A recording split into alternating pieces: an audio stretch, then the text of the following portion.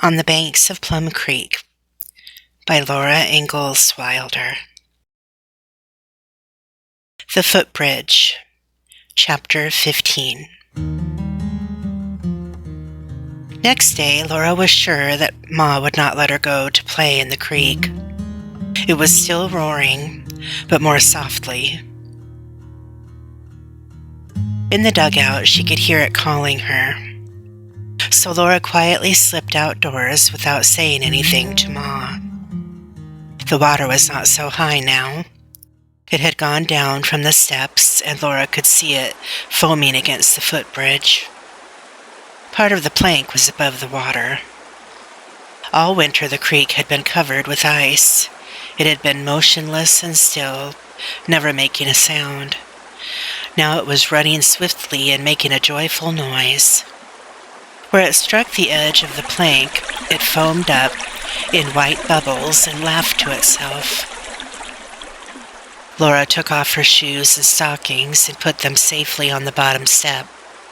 Then she walked out on the plank and stood watching the noisy water. Drops splashed her bare feet and thin little waves ran around them. She dabbled one foot in the swirling foam, then down she sat on the plank and plumped both legs into the water. The creek ran strong against them and she kicked against it. That was fun. Now she was wet almost all over, but her whole skin wanted to be in the water. She lay on her stomach and thrust her arms down on each side of the plank, deep into the fast current. But that was not enough. She wanted to be really in the roaring, joyous creek. She clasped her hands together under the plank and rolled off it.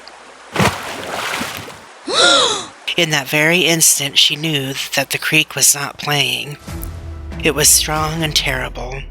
It seized her whole body and pulled it under the plank. Only her head was out, and one arm desperately across the narrow plank. The water was pulling her, and it was pushing too. It was trying to drag her head under the plank. Her chin held onto the edge, and her arm clutched, while the water pulled hard at all the rest of her. It was not laughing now. No one knew where she was. No one could hear her if she screamed for help. The water roared loud and tugged at her, stronger and stronger. Laura kicked, but the water was stronger than her legs. She got both arms across the plank and pulled, but the water pulled harder. It pulled the back of her head down, and it jerked as if it would jerk her in two. It was cold. The coldness soaked into her.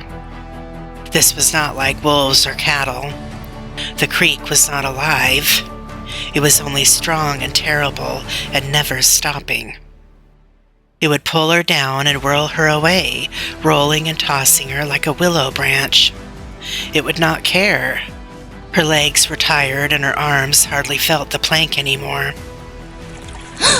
I must get out. I must, she thought. The creek's roaring was in her head. She kicked hard with both her feet and pulled hard with her arms, and then she was lying on the plank again. The plank was solid under her stomach and under her face. She lay on it and breathed and was glad it was solid. When she moved, her head whirled. She crawled off the plank. She took her shoes and her stockings, and she climbed slowly up the muddy steps. At the door of the dugout, she stopped. She did not know what to say to Ma. After a while, she went in. Just inside the door, she stood still, and water dripped off her. Ma was sewing. "Where have you been, Laura?" Ma asked, looking up. Then she came quickly, saying, "My goodness! Turn around, quick!" She began unbuttoning Laura down the back. "What happened? Did you fall in the creek?" "No, ma'am," Laura said. I went in."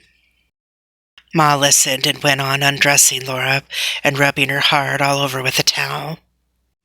She did not say a word even when Laura had told her everything.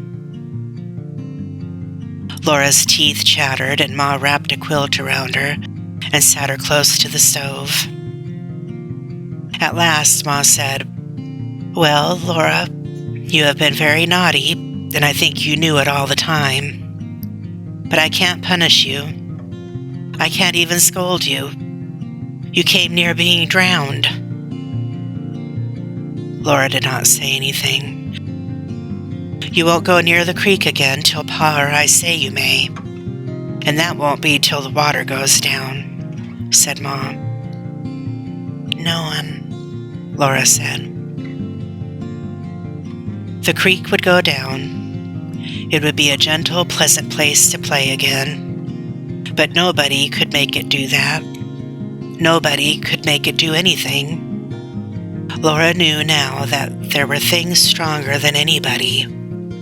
But the creek had not got her. It had not made her scream, and it could not make her cry.